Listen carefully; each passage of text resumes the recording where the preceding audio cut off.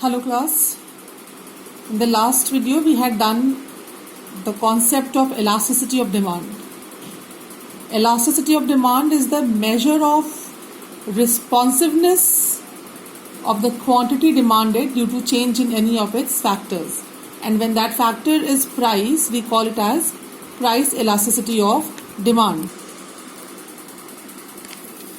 We have done the degrees of elasticity.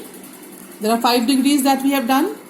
Those 5 degrees are, the first is unitary elastic demand, where elasticity of demand is equal to 1. Second is elastic, where elasticity of demand is greater than 1. Third is inelastic, where elasticity of demand is less than 1. Fourth is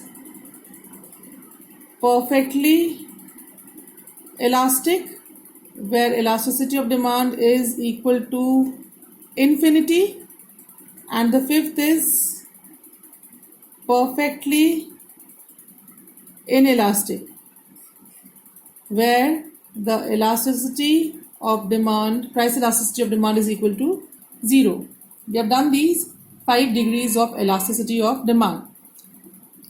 Today we will study the methods of measurement of price elasticity of demand. Now, in general, there are 3 methods of calculating elasticity of demand. The first is the percentage or the proportionate method. Second is the total expenditure method. And the third is the point or the geometric method of calculating elasticity of demand. Out of these, the percentage method is the most significant one. And in class 12th, you are required to solve the questions based on percentage method. Total expenditure and geometric method, you have to know the concept how to calculate, but you have to do the numericals based on percentage method only. Now, percentage or proportionate method, how do we calculate elasticity? Now here price elasticity of demand is the ratio of percentage change in quantity demanded, the ratio of percentage change, not only change, percentage change in quantity demanded to a percentage change in the price of the commodity. So what is or how do we calculate elasticity of demand in case of percentage method? By dividing the percentage change in quantity with the percentage change in price. Now the question comes, how do we calculate percentage change in quantity? Now you all have done percentage in your lower classes in maths. We will just have a quick recap of it. Now here delta Q, delta represents the change. Delta Q is the change in quantity. Suppose there are 2 quantities. This Q is the initial quantity and Q1 is the final quantity. So the difference between 2 quantities when the price change, Q was the quantity demanded at price P and Q1 is the quantity demanded as price P1. We all know when the price changes, the quantity demanded also changes. So to calculate the percentage change, we take the change in quantity, that is delta Q, and we divide it with the initial quantity because we have to take it as a change of the initial quantity. So the change is divided by initial quantity into 100. This gives you percentage change in quantity. Similarly for price, change in the price is delta Q divided by the initial price into 100 will give you the percentage change in price. When you solve this 100 is cancelled off. Now what is remaining? Delta Q upon Q divided by delta P upon P. On solving this, you get the equation delta Q upon Q into P upon delta P.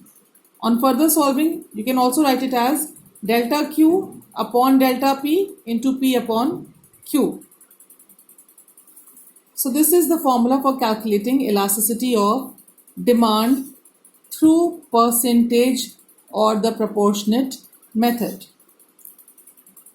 Now you must remember one thing, that the value of price elasticity of demand varies from 0 to infinite. It can be any value between 0 to infinite. Now, when we measure the price elasticity of demand, the value of elasticity is always negative. The reason being that the quantity and the price, they move in the opposite direction. When one increases, the other would decrease. Now, how do we calculate the difference?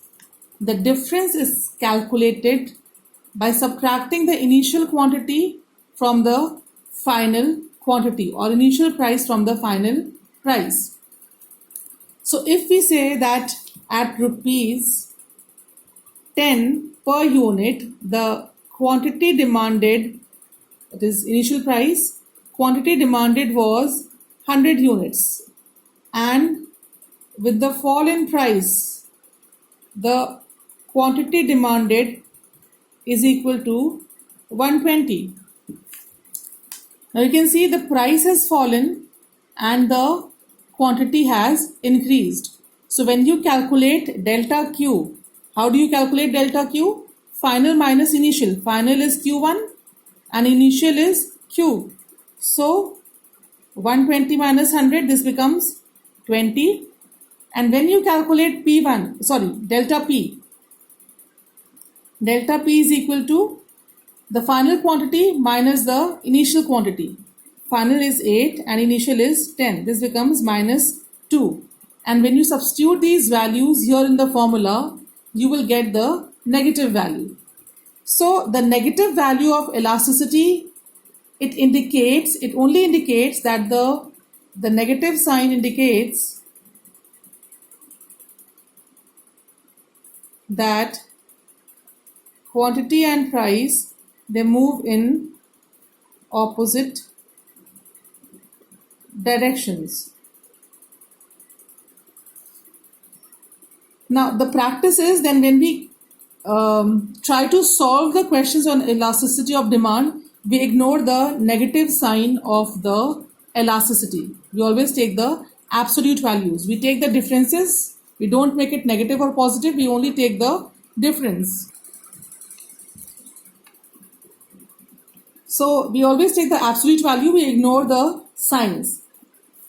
And when in the questions, when the negative sign is given for elasticity, we usually ignore the sign and carry out the calculations. So today we have done the method of calculating the elasticity of demand through percentage method. In the next video, we will take up the numerical based on this method. The percentage method, we will take up a few numericals to clear your doubts further. Till then, stay safe and take care. Thank you.